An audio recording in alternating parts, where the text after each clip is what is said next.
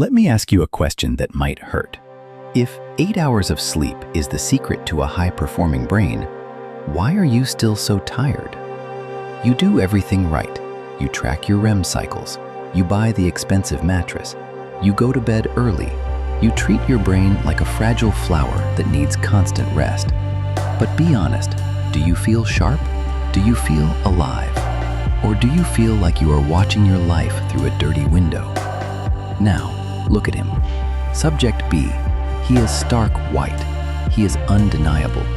He breaks every rule you follow. He embraces stress. He ignores the clock. He starves his comfort. And his mind? It is a razor blade. Why is the rested man drifting in the fog while the exhausted man is thriving? Because you have been lied to.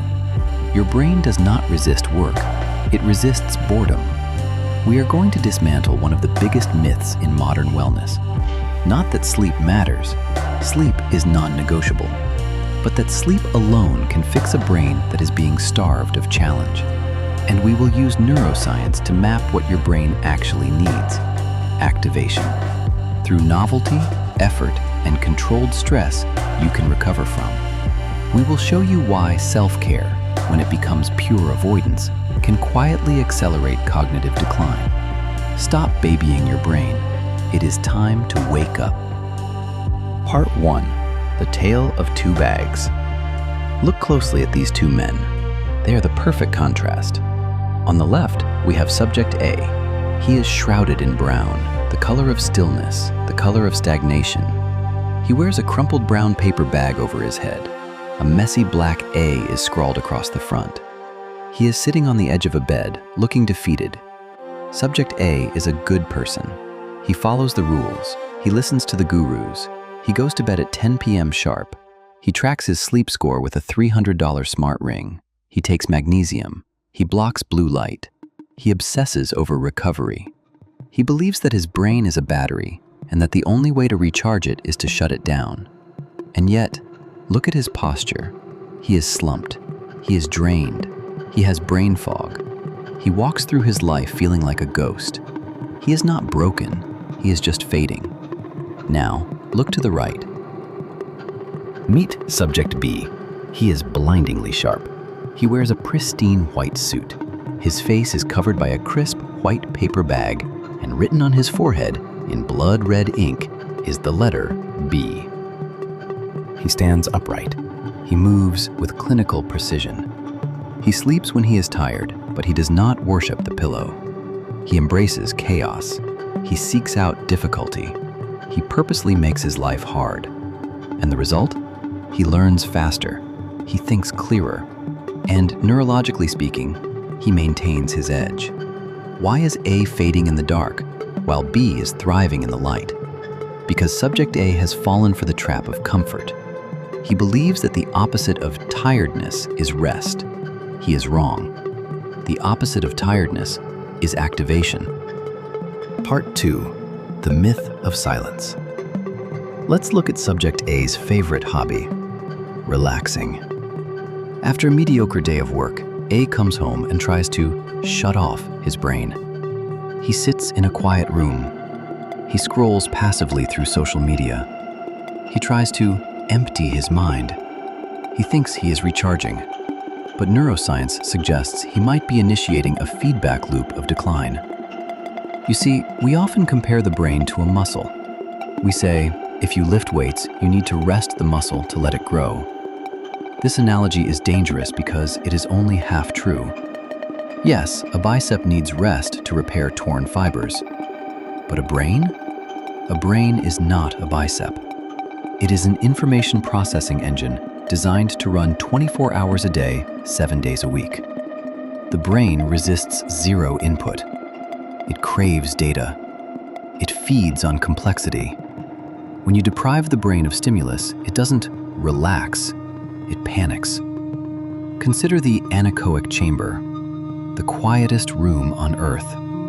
It absorbs 99.9% of sound. If you put Subject A in that room, he wouldn't enjoy a nice nap.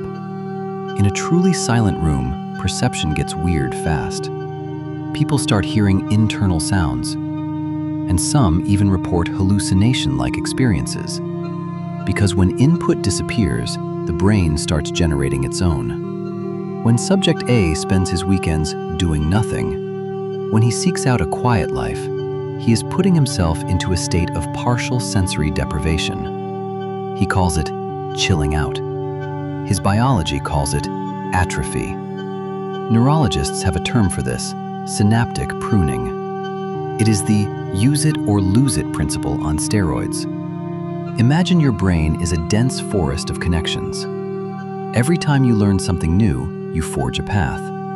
But every time you choose comfort, every time you choose the easy route, the brain marks those unused paths as unnecessary, and it sweeps them away. By avoiding challenges, by seeking comfort, by resting his mind, Subject A is literally signaling to his body that his intelligence is no longer required. Subject B understands the uncomfortable truth. The brain doesn't want peace. It wants puzzles. It wants to navigate new maps. It wants to decode strange languages. Peace is for the dormant. Struggle is for the living. Part 3. The sleep deception. Now, I can hear Subject A screaming through his brown paper bag. But what about cognitive decline? Science says sleep clears out the toxins. If I don't sleep 8 hours, I will lose my mind. This is the narrative that has been hammered into us for the last decade. Fear. Let's look at the nuance that the headlines ignore. Yes, the glymphatic system cleans the brain during sleep. That is a biological fact. But here is where we get confused.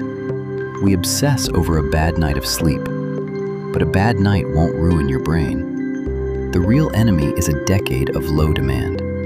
A brain that never has to adapt stops adapting. Here is the framework you need to adopt. It is simple, but it contradicts everything you have been told. Sleep is primarily for the soma, the body. Stimulation is for the psyche, the mind. From an evolutionary perspective, sleep is a liability. When you are asleep, you are vulnerable. You can be eaten. Nature would not design an animal that needs to be unconscious for 33% of its life unless it was strictly necessary for physical energy conservation and tissue repair. But your mind? Your mind never sleeps.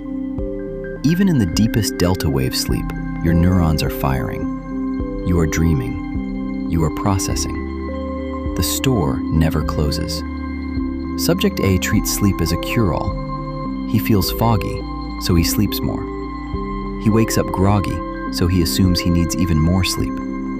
He is in a sleep spiral. He is over-resting a system that is begging for activation. Subject B treats sleep like a pit stop, not a destination. He sleeps to repair his body, but to repair his mind, he wakes up. Protocol number 4, the simulation. Finally, the most deceptive protocol. Subject A consumes content. He watches YouTube. He scrolls TikTok. He binges Netflix. The visuals are provided for him. The sounds are provided for him. His imagination is atrophied because the screen does the work. He is a passive observer. Subject B reads complex fiction, not business books, not self-help, fiction. Why? Because reading a novel is a high-fidelity simulation. You look at black marks on a white page. That is all you get. From those abstract marks, your brain must hallucinate a face. It must construct a voice. It must build a room. It must simulate a smell. You have to track the intentions of 5 different characters. You have to remember their pasts and predict their futures. This is a massive workout for the theory of mind network. It forces you to run a virtual reality simulation inside your own skull. Put down the phone. Pick up the hardest book you can find. Force your brain to generate the images itself. Conclusion: the choice.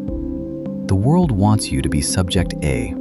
They want you to be well rested. They want you to be safe.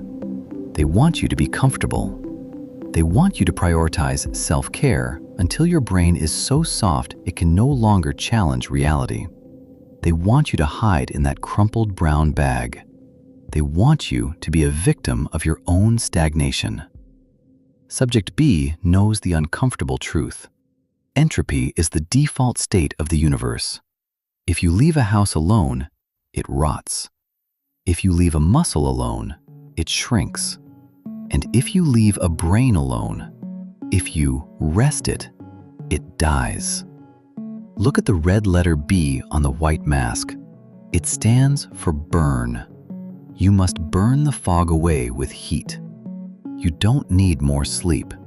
You need a mission. You need to be hungry. You need to be confused by a new language. You need to feel the shock of gravity in your bones. You need to wake up. The choice is yours. Are you going to rest, or are you going to live? Question everything.